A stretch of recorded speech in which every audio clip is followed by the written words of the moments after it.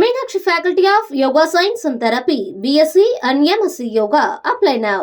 அனைவருக்கும் வணக்கம். நான் நந்தினி. பாகிஸ்தான் முதல் முறையா அவர்கள் செய்த தவற ஒப்புக்கொண்டிருக்காங்க. மாலத்தீவோடு இந்தியா போடும் புதிய ஒப்பந்தம். உலகத்திலேயே மிகவும் விலை உயர்ந்த புதிய போர் விமானம் ஒன்று விபத்துக்குள்ளாகி இருக்கு. சீனா அறிமுகம் செய்துள்ள ரோபோட்டிக் டாக்ஸ். இது பற்றியெல்லாம் தான் நம்ம இப்போ விரிவா பார்க்க போறோம். முதலில் பாகிஸ்தான் தொடர்பானது. இந்தியாவுடனான அமைதி ஒப்பந்தத்தை பாகிஸ்தான் மீறியதாகவும் கார்கில் போருக்கே பாகிஸ்தான் தான் காரணம் அப்படின்னுட்டும் அந்த நாட்டின் முன்னாள் பிரதமர் நவாஸ் ஷெரீப் ஒப்புக்கொண்டிருக்காரு. கடந்த 1999 மே மாதம் தொடங்கி ஜூலை மாதம் வரைக்கும் கிட்டத்தட்ட 85 நாட்கள் கார்கில் போர் நடந்தது. ஜம்மு காஷ்மீர் தலைநகர் ஸ்ரீநகர்ல இருந்து 205 கிலோமீட்டர் தொலைவில் இருக்கக்கூடிய கார்கில் பகுதியில பாகிஸ்தான் துருப்புகள் திடீர்னு ஊடுருவல்ல ஈடுபட்டாங்க. இதுக்கப்புறமா தான் போர் தொடங்குச்சு. இந்தியா பாகிஸ்தான் இரண்டு தரப்பிலுமே உயிர் சேதம் அதிகமா இருந்தாலும் கூட இந்தியா தான் அதுல ஜெயிச்சாங்க. இந்த போருக்கு முக்கிய காரணம் பார்த்தீங்கன்னா லாகூர் ஒப்பந்தத்தை பாகிஸ்தான் மீறினது தான். இது குறித்து ஏற்கனவே இந்தியா பல முறை குற்றம் சாட்டி இருக்கு. இருந்தாலும் பாகிஸ்தான் அதை தொடர்ந்து மறுத்துக்கிட்டு தான் இருந்தாங்க. இந்த நிலையில தான் தற்போது அந்த நாட்டுடைய முன்னாள் பிரதமர் நவாஸ் ஷெரீப் இதை ஒப்புக்கொண்டிருக்காரு. பாகிஸ்தான்ல முஸ்லீம் லீக் நவாஸ் கட்சியோட பொதுக்குழு கூட்டம் நேற்று லாகூர்ல நடந்திருக்கு.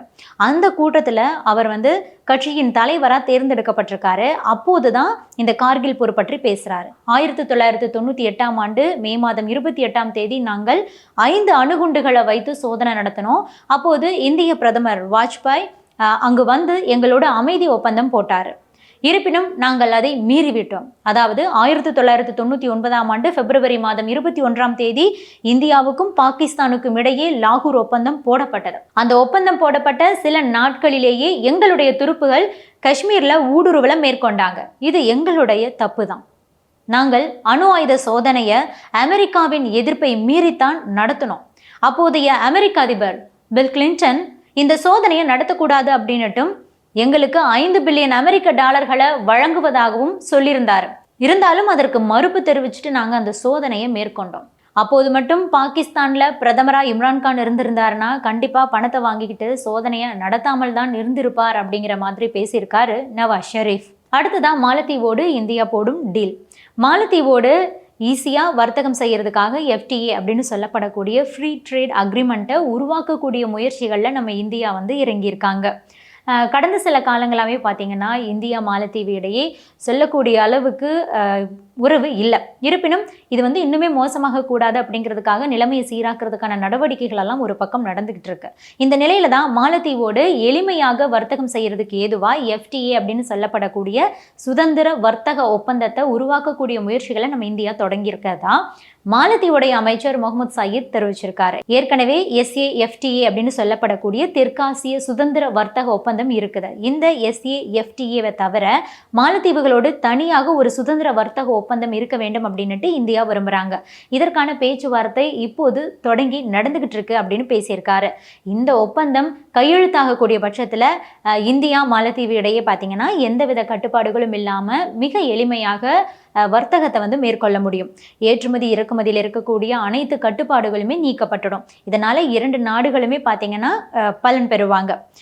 சீனாவை குளிர்விக்கணும் அப்படிங்கிறதுக்காக இந்தியா கிட்ட அப்படியே பட்டும் படாமல் இருக்கக்கூடிய மாலத்தீவு மறுபடியும் தற்போது இந்தியா கிட்ட கொஞ்சம் நெருக்கம் காட்டுறாங்க. அப்படிங்கிறதுனால இந்த சந்தர்ப்பத்தை பயன்படுத்திக்கிட்டு மறுபடியும் மாலத்தீவை தன்னுடைய நட்பு நாடாக மாற்றுவதற்கு இந்தியா திட்டமிட்டு தான் இருக்காங்க.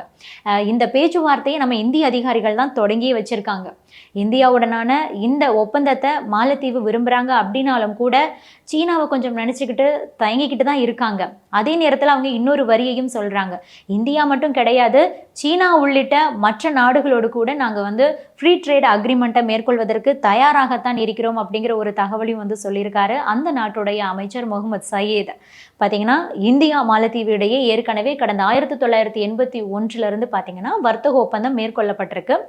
2 நாடுகளுக்கும் இடையே அத்தியாவசிய பொருட்களை ஏற்றுமதி செய்வதை அந்த ஒப்பந்தம் ஈஸியாக்குது.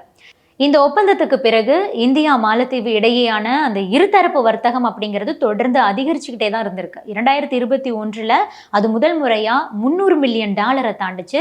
இதற்கிடையில அடுத்த ஆண்டுல இந்த வர்த்தகம் $500 மில்லியன் தாண்டும் அப்படின்னு எதிர்பார்க்கப்படுது. அடுத்ததா அமெரிக்காவோட F-35B lightning II fighter jet விபத்துக்குள்ளாகி இருக்கிறது பேசு பொருளா மாறி இருக்கு. 5ஆம் தலைமுறை விமானங்களிலேயே மிகவும் நவீனமானது அப்படின்னா அது F-35 தான். ஒற்றை இருக்கை கொண்ட இந்த விமானத்தினால அனைத்து காலநிலைகளிலும் செயல்பட முடியும். ஒற்றை என்ஜின் கொண்ட இந்த விமானத்தை லாக்ஹீட் மார்ட்டின் நிறுவனம் தான் தயாரிச்சிருக்காங்க. இதனால தரை மற்றும் வானத்தில் இருக்கக்கூடிய இலக்குகள் மீது துல்லியமா தாக்குதல் நடத்த முடியும். டிஃபென்ஸ் வரலாற்றிலேயே அதிக செலவில் ஒரு விமானத்தை தயாரிச்சிருக்காங்க அப்படின்னா இந்த F-35 தான். இதனுடைய டெவலப்மெண்டல் மாடல் தான் F-35B அப்படிங்கிறது. $135 மில்லியன் மதிப்பு கொண்டது. இது நேற்று நியூ மெக்சிகோவுக்கு பக்கத்துல திடீர்னு விபத்துக்குள்ளாகிடுச்சு. இருந்தாலும் அதனோட பைலட் இஜெக்ஷன் சீட் மூலமா வெளியே வந்திருக்காரு. இந்த விபத்துக்கு என்ன காரணம் அப்படிங்கிறது பற்றி தற்போது தான் விசாரணை நடந்துகிட்டு இருக்கு. லாக்ஹீட் மார்ட்டின் ஃபெசிலிட்டியிலிருந்து நேவல் ஏர் ரிசர்வ் ஸ்டேஷனுக்கு போயிட்டு இருந்த போது தான் இந்த விபத்து நடந்திருக்கு. தீப்பிடிச்சு எரிஞ்சிட்டு இருந்த அந்த விமானத்தை அணைக்கிறதுக்காக கிட்டத்தட்ட 2000 லிட்டர் தண்ணீர் தேவைப்பட்டிருக்கு.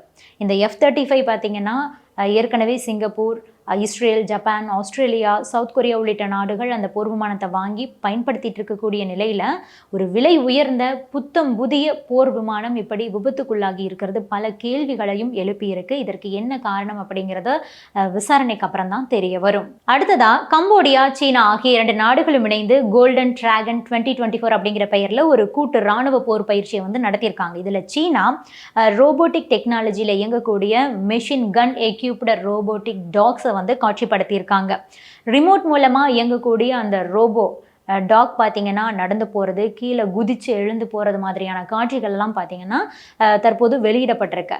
15 கிலோ எடை கொண்ட இந்த ரோபோ டாக்ல 4D லென்ஸ் ஃபிக்ஸ் பண்ணியிருக்காங்க. இதனால ஒரு இலக்கை இதனால துல்லியமா சுட்டு வீழ்த்த முடியும். அதுபோக இராணுவ வீரர்களுடைய உயிரிழப்பையும் தடுக்க முடியும். 2016ஆம் ஆண்டு இது தொடர்பான ஒரு வீடியோ வெளியாகி இருந்தது. தற்போது பல மேம்பாடுகளும் செய்யப்பட்டு ரெகானிசன்ஸ் மற்றும் டார்கெட் ஸ்ட்ரைக்ஸ் செய்யக்கூடிய விதமா சீனாவுடைய யூனிட்ரி ரோபோட்டிக்ஸ் நிறுவனம் தான் இதை வடிவமைச்சிருக்காங்க.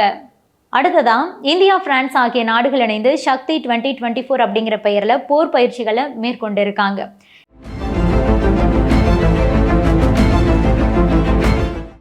ஏழாவது ஆண்டாக நடைபெற்றிருக்கக்கூடிய இந்த பயிற்சி பார்த்தீங்கன்னா மேகாலயாவில் இருக்கிற உம்ராய் அப்படிங்கிற ஒரு இடத்துல தான் நடந்திருக்கு. 2011ஆம் ஆண்டிலிருந்தே 2 நாடுகளும் இடையே இராணுவ ஒத்துழைப்பை அதிகப்படுத்த வேண்டும் அப்படிங்கிற ஒரு நோக்கத்தோடு இந்த பயிற்சிகள் நடந்துகிட்டு இருக்கு.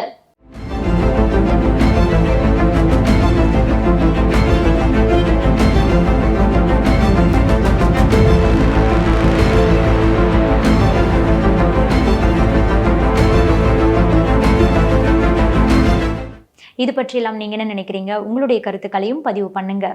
Meenakshi Faculty of Yoga Science and Therapy, BSc and MSc Yoga. Apply now.